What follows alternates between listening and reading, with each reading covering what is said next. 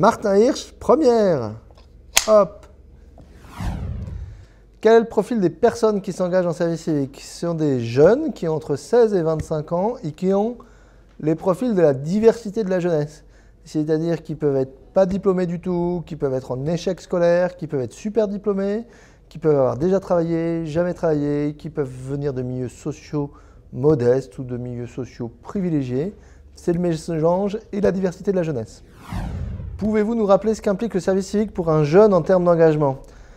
Pour un jeune, s'engager en service civique, c'est signer un contrat pour une durée minimum de 6 mois, maximum d'1 an, auprès d'un organisme d'intérêt général et participer à un projet, effectuer des tâches, des missions qui peuvent être très différentes. Ça peut être apporter des livres à des personnes âgées qui ne peuvent plus aller à la bibliothèque, ça peut être des projets environnementaux, ça peut être des projets d'humanitaire à l'étranger. Et donc ça implique de le faire sérieusement.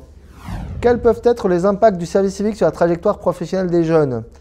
Alors, on a regardé ce qui se passait 6 mois après la fin du service civique sur un échantillon de 1000 jeunes et on s'est aperçu qu'il y en avait 80% qui étaient soit en emploi, soit en formation, soit en reprise d'études ou stage. Voilà.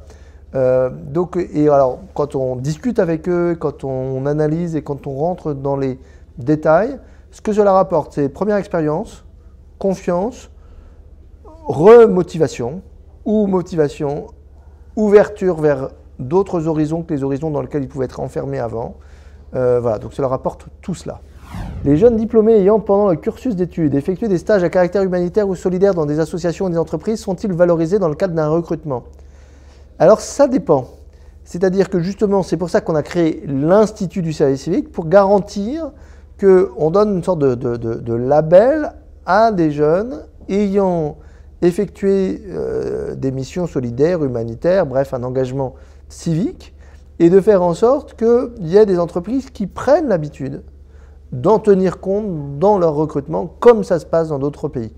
Parce qu'en fait, la situation française est paradoxale. Il y a des entreprises qui ont peur de jeunes qui sont trop engagés en disant qu'ils ne vont pas donner le meilleur d'eux-mêmes à leur boulot. Elles ont tort. Quels sont les freins à une participation des jeunes dans le cadre des missions que vous confiez? Il n'y a pas beaucoup de freins du côté des jeunes, puisqu'on a beaucoup de jeunes qui sont candidats. Il n'y a pas beaucoup de freins du côté des organismes qui les accueillent, les associations, les collectivités locales, parce qu'elles sont nombreuses à vouloir le faire. Il y a juste un petit frein budgétaire, puisque pour vous donner un ordre de grandeur, il y a aujourd'hui volontaires pour faire le service civique, ayant envie de le faire, 200 000 jeunes. Financement pour à peu près 30 000 jeunes. Vous voyez l'écart. Voilà. Donc il faut qu'on arrive à convaincre que le service civique, c'est comme dans d'autres pays, un projet de société à part entière. Comment en vient-on à l'engagement social durant son parcours estudiantin? Selon vous, quels sont les éléments qui facilitent cet engagement?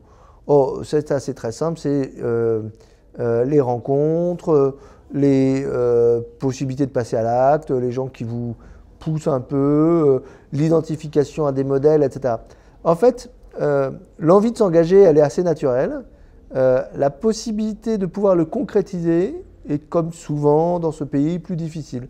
Donc il faut aider les gens, pas leur dire mais c'est impossible, leur dire mais dans ce cas-là il faut que tu t'engages totalement. Non, on peut s'engager partiellement. Moi je suis engagé depuis je ne sais pas combien d'années, j'ai fait des boulots à côté, j'étais bénévole dans toutes les associations possibles et imaginables, c'est toujours possible. Voilà. L'Institut du service civique garde-t-il des liens avec les anciens bénévoles? Savez-vous ce que deviennent professionnellement ceux qui s'engagent?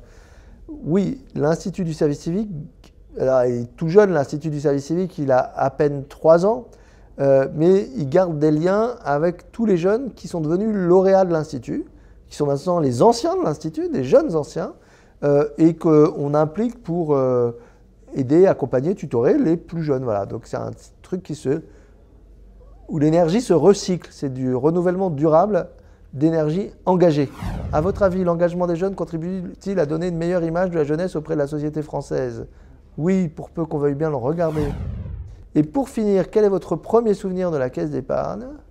Alors, mon premier souvenir de la caisse d'épargne, c'est le petit livret qui était rouge brique qu'on m'a donné à l'école avec 10 francs et que je suis allé porter là, dans la rue qui monte à Pontoise où il y avait la caisse d'épargne et d'avoir vu que je passais de 10 francs à 10 francs et 14 centimes parce qu'il y avait des taux d'intérêt, je ne savais pas pourquoi. Et puis avec les trois petites étoiles derrière là, du truc. Je ne sais pas si vous vous rappelez, vous. Moi, je me rappelle.